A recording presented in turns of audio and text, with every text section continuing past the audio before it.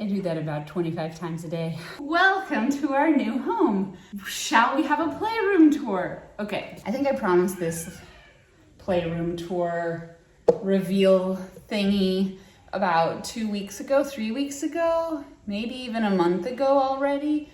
Lots of things got in the way. That's just how it is. It's not perfect, but it's really close to perfect. I tidied up a minute for this video, and it probably took me maybe 5 minutes to clean up.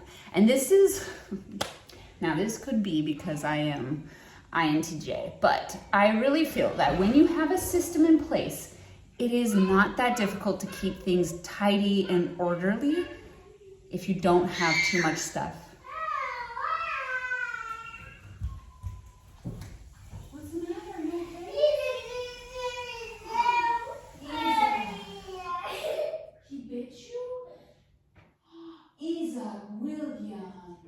Say sorry, Leia. Oh, he wants to hug you. Sorry, Leia. Oh, nice little brother. Oh, now, did you want to play with that too? Leia, can you find a way for him to play with you? Okay. Oh, such nice brother and sister. They're taking a bath, so hopefully I make it through this video. As I was saying, if you have not too many things and you have a good system in place, it should be relatively easy and quick to tidy up. And I'm trying to do that in every space in this house. All right, let's get to it. Okay, so first and foremost, we have this, which is right as you enter up the stairs. You've got little coat hooks here. I had originally bought these for our entryway, but I bought 4 of them and it just felt like too much. Sure, you can use them all, but my mantra has been less. I'd rather have 1 coat hook for each of us and only use our 1 coat hook and then keep our extra things upstairs instead of just loading it all up. So I took the extra coat hooks and I put them here. And I thought it would be perfect for their little purses and backpacks, and they have their aprons and such, and I thought it looked really cute. And then we have our calyx. This is probably one of IKEA's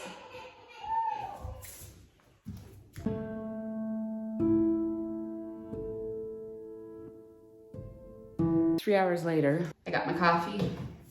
All right, this is the calyx. Calyx is one of the iconic IKEA furniture pieces. In fact, I'm not gonna give you a description of where everything is. If you wanna know where something is from, please just look on IKEA's website, because 99% of the things I got are from IKEA. If they're not from IKEA, I'll say so. It's kind of the only option we had. We were building and putting everything together in the middle of lockdown, and there was very few options.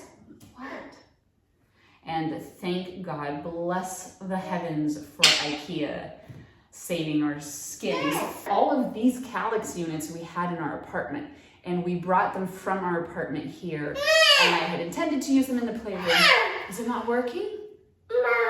So all of these units we got years ago and just reuse them in different ways for the playroom. I'm a big fan of Montessori, even though our kids don't go to an actual Montessori school or kindergarten, but I'm really a fan of the idea that you basically create a space for them to encourage them to independent play. Will you please leave my camera alone?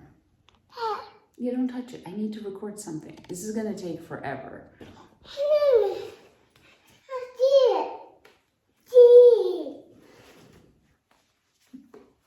Hi again.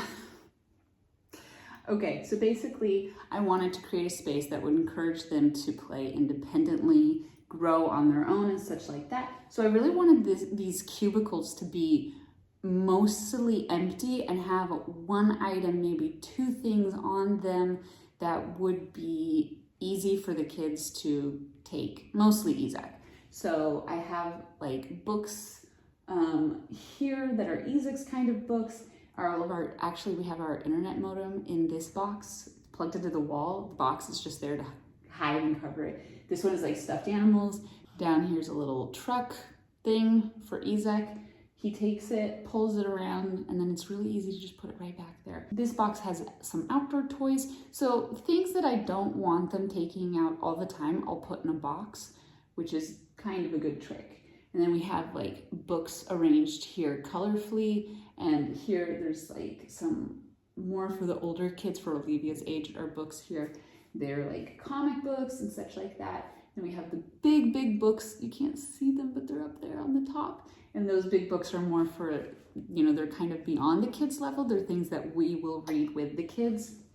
So they're a little bit out of reach, and that's fine. This box right here is toys that the girls can play with without Isaac. So it's up there, and it's funny because the girls won't really go to take it out by themselves, which is great. It's just when things are not easily accessible, kids kind of forget about them. This is probably half of the books that they have and maybe a third of the toys. And my idea was to rotate toys. So most of their toys are put in categories, in boxes, in the tall cabinet. And my thought was every month or 2 months, I will rotate the toys. So I will take whatever the toys are, the books are here, and I will pack them into the tall cabinet, and I'll take what's in the tall cabinet and put it here. That way it doesn't stay so full and cluttered. It doesn't get really messy. And it's like every few months they get new toys, or they get to experience something new again. And you know this because whenever you go to clean the room or gut the room, or like, okay, we're getting rid of stuff, and you start taking out all their things, it's like they discover it again for the first time. They have to play with everything. So this was my idea on keeping very few items in the room and keeping the mess to a minimum. Okay, I apologize for the clicking, ticking, talking of the clock behind you. This is the tall cabinet. I love that there are no handles, no button pulls, nothing. It's just a click to open, click to shut. I love that. And it's easy, it's better for kids because the older kids can get into this, but the younger ones can't.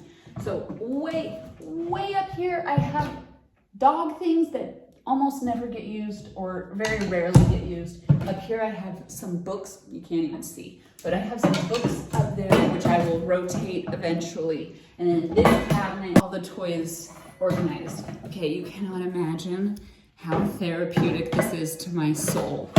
Seeing things so beautifully well organized. It makes me so happy. So these are a couple of folders that the girls have. Each one of them have one. And when they've made things in kindergarten, they, you know, at the end of the year, they get like a huge folder of all the stuff they've made. And we kind of take what's most special and we put it in there. Some of their most special artistic works. And here I have toys. This is a little tea set. And it's fun to play with, but they've broken several pieces. And I'm like, let's just put it away for a couple months. And then one summer day, we'll take it out and have a picnic. And it'll be lovely. These are lots of cars for Isaac. The girls don't really care about them, but I have like 1, 2 cars out. And then I eventually will put those 2 in the box and take out a different 2 and put them there. These are some older sort of toys for the kids. This is actually baby toys, like stuff that Isaac has outgrown. But I think if any babies come over, I have a little thing of toys for them, appropriate for their age. This is the sewing craft box. So this is something that we just put together. There's a picado. I don't know what it's called in English. Actually, I've never had one of these in my entire childhood because in America we have this weird thing where we don't trust kids because we think they're too stupid to take care of, like to handle sharp things. Very sharp. And what they do is they like punch holes. And this is very common here. Every kid uses one of these. So Leia is now 4. She's around the right age for this. Olivia really likes it. She can do some more in-depth things. I'll show you how they use it. That is like the big kid box of stuff. Most of it is Olivia's age things. And then we have like this box, which is just blocks, and they actually got this from their kindergarten. It was like birthday presents. So they have little, which is amazing, but they have got these cute little cards, and there's all these different ways that they can arrange the blocks.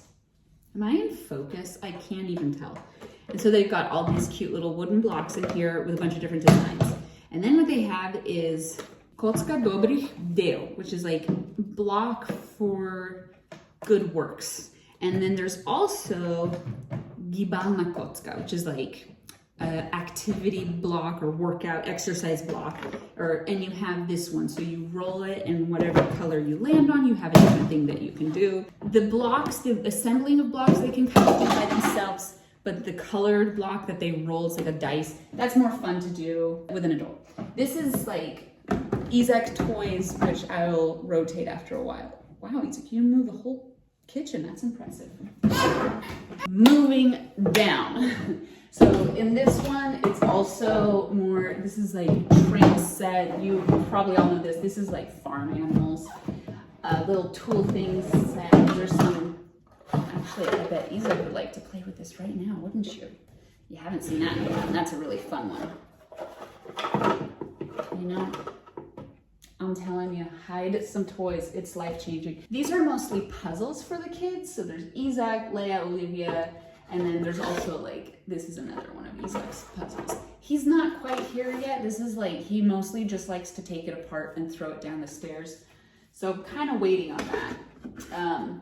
Paints, these are toys that make noise. And then here we have drawers. This is our game drawer, so it has everything from cribbage. If there's anyone who plays cribbage here in Slovenia, please let me know in the comments below. Maybe we'll go for coffee and play cribbage because I desperately miss it. Černý Peter, Guess Who, Memory, all sorts of different games. This is a really fun one. This is like an IQ thing. Oh my gosh, it's like everything from simple to impossible.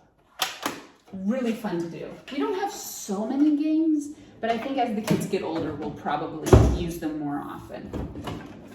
These are mostly unused. Like I have one set of toys here. I have an old computer that my old laptop that the kids play on sometimes. And then I have a few of these. And this one, I've got some lunch boxes because what do you actually ever use those for? And some kid books that I will put back. I will exchange one of these days. So that's the tall cabinet for you. And these are the girls' desks.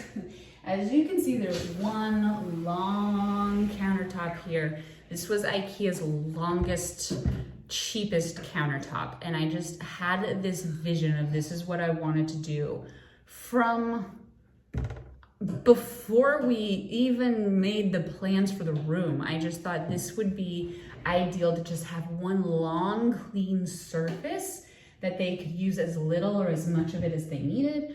I love the idea of having pegboards here, and they have these little numbers, which honestly they could put some of their like debris in, and they don't keep these ones. They really don't use. They obviously use these ones more often. I wanted to get a, what's it called? Cork board for them to stick all their drawings on, but then I saw that IKEA had the little clippies, and I thought even better, they can clip their drawings to their own board. This is Olivia's station. This is Leia's station. Probably one day when Isaac gets old enough, we might make him a station here, or we'll just get rid of the little baby kitchen over there and give him his desk over there. I really like this setup.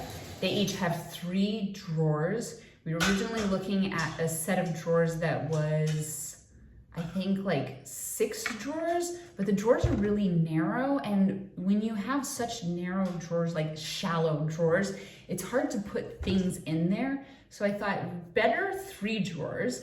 That's plenty of space. They don't need to cram it full of stuff, and they can put larger and smaller items in there together. So that's what we did, and I'm really happy we did that. Again, no handles. Clean, love that. And these are the little sewing boxes. I have an affinity for tins. And when I saw these tins in the store in Hofer, I was like, we don't need cookies, but we need these tins. So this one is Leia's, and with the little poker picado thing, this is what we've done. So I've taken, and I got all these ideas from my sister-in-law, Katya, bless her heart. She basically gave me all the ideas on how to do this. So I made, like, you can see, a little design, and I put little holes in it. And we've got just a couple different ones in here, little simple designs. This one's probably a little bit more difficult. And then we took little pieces of cardboard from our Isaac. I just take a little bit of embroidery thread, wrapped it around like this. She's got one needle in here, and when she will want to, we'll sit down and we'll do a little sewing project. And she's just at the age to start doing this. Olivia's little box is here, and you can kind of see what a finished, this is Olivia's finished. I drew it for her. She poked the holes, and then she sewed it as well herself. I think it turned out really, really cute. So that's what our little sewing projects look like. And you're going down the stairs. Okay. He's fallen down the stairs enough that he finally is now going down the stairs properly. So Olivia's having a lot of fun with her little sewing box, sewing kit, sewing tin. When she gets tired of this, it will just disappear into the tall cabinet, and then I will have something else out. The other day we were doing, we were painting, which was really nice. She made an enormous mess, and at the end of it, just wipe it all up. The nice thing about this being a countertop is that it's meant to kind of, it's got a certain durability to it, even though it is the cheapest. And we have the two drawer sets underneath it, you know, like, we've got these drawer sets, but we also have a support in the center. Ta-da, we got a little support thing here, which we just went and got at the hardware store. And then there's a little trash can for them. They have a set of outlets on either side, which I had to, we had to literally decide up front when they were building the house where every set of outlets would go. I cannot describe to you how much stress this cost me, because it's basically saying you need to know where everything in your house is going to go so that you have enough outlets for them. And there's this weird thing here where everybody puts outlets in the middle of the wall, where it's really ugly and like in your view instead of being down at the floor, hidden, not in line of view, much more pretty. And then they have these cute little shelves, which was just kind of like unnecessary, but a finishing touch. And I really wanted to have like this nice little decorative thing. You can tell it's already collecting too much stuff, and these, like, Olivia's is kind of more how I imagined it, although I do think I would put a little picture there. I really like how this turned out. Kitchen, Isaac has been tossing things around. My mom got this as a gift for them when she came here, and it's the perfect little kitchen. It's a great size, it's durable, it's beautiful. We had a little plasticky kitchen in our apartment. I think it came as a Christmas present or something for Olivia when she was 6 months old or a year old or something, and it was fine for her, and then it just got like destroyed. It's amazing having a really nice kitchen for them to play in. It's like, kids always love to play in a little kitchen. Isaac loves playing it, he's a year old. The big kids come over, they're 6, 7, 8 years old, and they still love to play with it. So it's really nice having a kitchen for the kids to play with. And then we have a little chalkboard here, which Isaac has thrown down all the chalk to it. And then up here you see my little beginning of decor. This I thought was a really cute little clock, and it felt very vintagey, and when we brought it home, I noticed it said California Drag Championship, and I was like, it was meant to be. It made me so happy. And then the one over there that says Route 66, classic. I have these two here because I thought that they worked on this wall, and I kind of plan to put a few more other decorative things to make it feel a little bit like California, a little bit like vintage vibe. I really like that feeling. And last but not least, we've got the carpet. So I really wanted to have a carpet rug, which is not that common here, and Luka's really against rugs, but I thought, houses in California, you don't not have rugs. So it's really nice that we have a rug for the kids. I kept trying to convince Luka, like, no, you don't understand. The kids will love it. They'll lay on it, they'll roll on it, they can sleep on it. Not sleep on it, but they'll come up here and they'll lay down, they'll sit on the floor. Like, no one wants to sit on the floor that's really hard, but you put a rug on it and it's soft and it's wonderful. So as soon as we rolled it out, the kids went crazy. They're so cute. And every day, at least once a day, Isaac will run to the rug and then lay down and put his face all over it. So it's really nice having a rug here. And we have this huge window which looks into our garden, which is beautiful. I mean, our garden's not beautiful yet, but beautiful to have this amazing natural light coming through all the time. I cannot describe to you how therapeutic it is. Our apartment almost never got any direct sunlight. Like seasonally, we would get some direct sunlight and we would get some indirect light, and it was horrible. And this is like such a gift. I can't even describe to you. I'm not kidding. It sounds funny when I say it's therapeutic, like I'm exaggerating or something, but truly it has been therapeutic for every one of the kids and myself and Luka. So I have this big rug here in front of the window because I also put out these big books. I don't know if you've ever seen these books. They're amazing. There's big scenes, and there's one book for every season, and they're just really interesting to look at. Imagine Where's Waldo if there was no Waldo. And they kind of tell a story. So I like leaving them out because invariably, one of the kids will pick it up and start looking at it. So I'll kind of have them in a nice little stack, usually over here. And then I'll keep one on the other side of the rug, conveniently open. It's amazing how much they just sit down and start looking at it. But I probably will put a couple of them away so that there's only one or two out, and then rotate them. And this is Isaac's toy, and I like to kind of set it on this. And every time I do and put it back together, he will come, bring it to the carpet and take it apart and put it back together. It's really cute. So he loves to do that. And I have this little table here as something for them to use. I think kids prefer to sit on the ground at a coffee table and use a coffee table for their toys and everything, instead of having like a little kid table with chairs. I think kids get up and down so much. My friend gave me that advice. Coffee tables for kids, 100% better than little tables and chairs. I think so anyways. Maybe not everybody agrees with that. It is working out really well. I have like one magazine here, one little tool set, and just kind of, seeing how it goes. Okay. Let's talk about the size of this room. This is a huge room.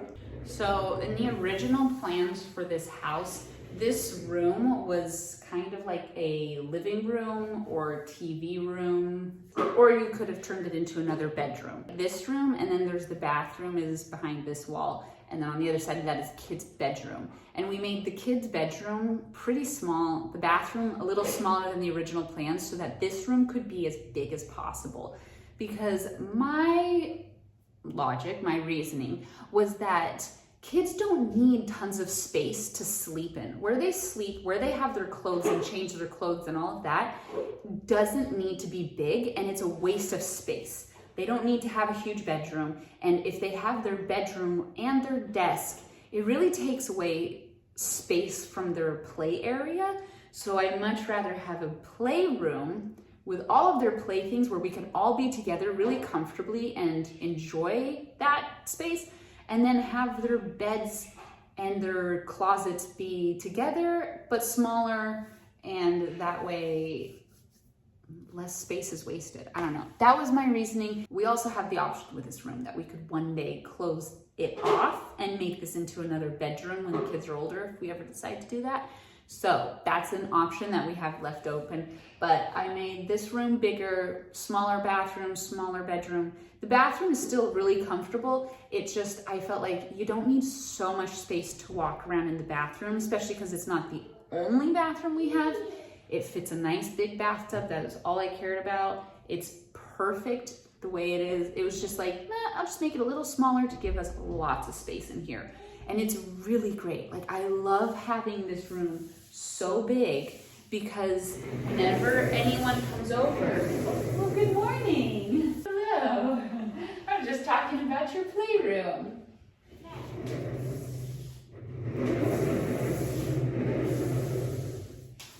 Because whenever anybody comes over, we could have a family come over with lots of kids, and there's plenty of space for the whole family up here. Isaac, what are you doing? Oh no. Isaac, you may not touch the tomato plants. No touching the tomato plants. Okay, thank you for watching this video. If you liked it, like it. If you liked me, subscribe. What? And I'll see you in the next video.